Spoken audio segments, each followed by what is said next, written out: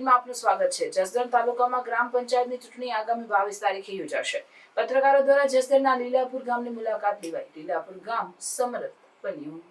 આઝાદી પછી પ્રથમવાર લીલાપુર ગામ સમર્થ થયું। તેમનું પાછળનું કારણ છે જસદણ તાલુકા ભાજપના પ્રમુખ અંકિતભાઈ રામાણી, જેઓ એક એડવોકેટ પણ છે અને ગામમાં વિકાસના કામોમાં તેમનો સિંહ ફાળો છે। ગામ લોકોએ સામે ચાલીને અંકિતભાઈ રામાણીને કહ્યું કે તમારા પત્ની અંકિતાબેન ગ્રેજ્યુએટ છે અને પોતે સમજદાર અને સારા ગામ લોકો પ્રત્યે સહાનુભૂતિ ધરાવનાર મહિલા છે, તો અમે ગામ લોકો તેમને અને તેમની આખી ટીમને સમર્થ જાહેર કરીએ છીએ। સમરસ જાહેર થાય ત્યારે સરકાર તરફથી રૂપિયા મળે છે, તે ગામના વિકાસમાં કામ આવે, તેમજ ચૂંટણીમાં એક પણ રૂપિયાનો ખર્ચ ન થાય તે માટે ગામ લોકોએ તેમના પર વિશ્વાસ રાખી અંકિતાબેન અને તેમની ટીમને સમર્થ જાહેર કરેલ। ગામ લોકોનું કહેવું છે કે ભણતર છે તે ત્રીજી આંક છે અને ભણેલા ગણેલા વ્યક્તિ હોય તે જ ગામનો વિકાસ કરી શકે, જેથી અમને પૂર્ણ વિશ્વાસ છે કે અંકિતાબેન લીલાપુર ગામનો વિકાસ કરવામાં કોઈ પણ કસર બાકી નહીં રાખે। આખું ગામ સરપંચ અંકિતાબેન સાથે છે અને સાથે જ રહેવાનું છે। મારું નામ પરેશ રામાણી। આજે પરેશભાઈ, તમારા લીલાપુર ગામની અંદર વિકાસના કામોમાં શું ઘટમાં? વિકાસના કામો આમ તો અવિરતપણે ઘણા વર્ષોથી ચાલુ છે અને નવી ગ્રામ પંચાયતની રચના થતાં સમરસ ગ્રામ પંચાયત થઈ છે ત્યારે નવા સરપંચ અને સમગ્ર ગ્રામ પંચાયતની બોડીની ટીમ પાસે અમારે ખાસ કરીને જે પાણીની નાની મોટી સમસ્યાઓ છે એના માટેની વહેલી તકે એ સુવિધાઓ સમસ્ત ગામના દરેક વિસ્તારની અંદર સમય સાથે પહોંચે એ એક અપેક્ષાઓ છે। સાથે સાથે ગામની અંદર ભૂતકાળની અંદર પણ મોટાભાગના વિસ્તારની અંદર પાકા રોડ રસ્તાઓ બની ગયા છે, તેમ છતાં હજી કોઈ નવા એરિયામાં જ્યાં ગટર લાઇનનું કામ બાકી હોય, પાકા રસ્તાઓનું કામ બાકી હોય એ વહેલી તકે થાય।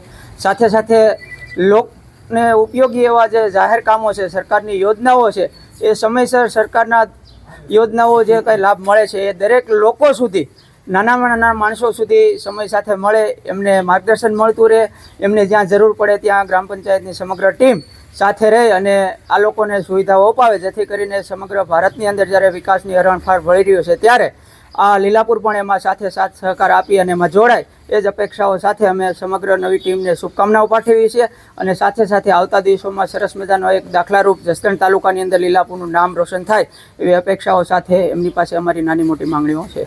અમારું ગામ જ્યારથી અમે સમજવા શીખ્યા ત્યારથી 5 થી 6 હજારની વસ્તી ધરાવતું ગામ છે। તમામ પ્રકારની વસ્તી આ ગામમાં છે અને કોઈ પણ સમાજ હોય કે કોઈ પણ પ્રસંગ હોય, આજે રાજકીય હોય, સામાજિક હોય કે ધાર્મિક હોય, કોઈ પણ પ્રસંગની અંદર લીલાપુર ગમે ત્યારે એક સંપ થઈને કાયમ માટે ઊભું રહ્યું છે।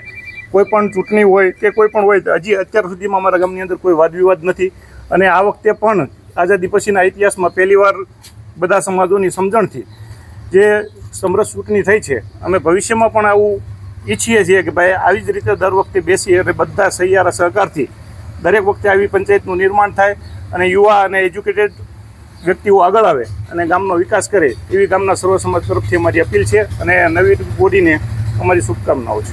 વલ્લભભાઈ બેસરભાઈ રામાણી, જિલ્લા ભાજપ કિસાન મોરચાના મહામંત્રી। આજે તમારું ગામ જે લીલાપુર છે એ સમૃદ્ધ થયું છે, શું તમારા ગામની એકતા છે? મારા ગામની એકતામાં એવું છે કે મારા ગામની એકતા પહેલેથી તો છે જ, પણ આઝાદીના પહેલી જ વાર આ બિનહરીફ લીલાપુરમાં ચૂંટણી થઈ છે। એમાં અમારા વહીવટદાર કરતા પ્રતાપભાઈ ધાધલ જૂના પીપળિયાના મંત્રી છે, એમને મહેનત કરી અને જૂના પીપળિયા અને લીલાપુર બેયને બધાને ભેગા કરીને સમજાવ્યા અને એમને તો એવું કીધું કે ભાઈ તમે બિનહરીફ કરો તો સરકારના પૈસા આવશે અને સ્મશાનમાં હું ઘટતા પણ એમને પેવારે તમને આપીશ, પણ તમે બિનહરીફ કરો। એટલે ગામના બધા ભેગા થઈ અને સમજૂતી કરી અને બિનહરીફ કરી છે। ગામ લોકો બધા રાજી છે। પહેલાં તો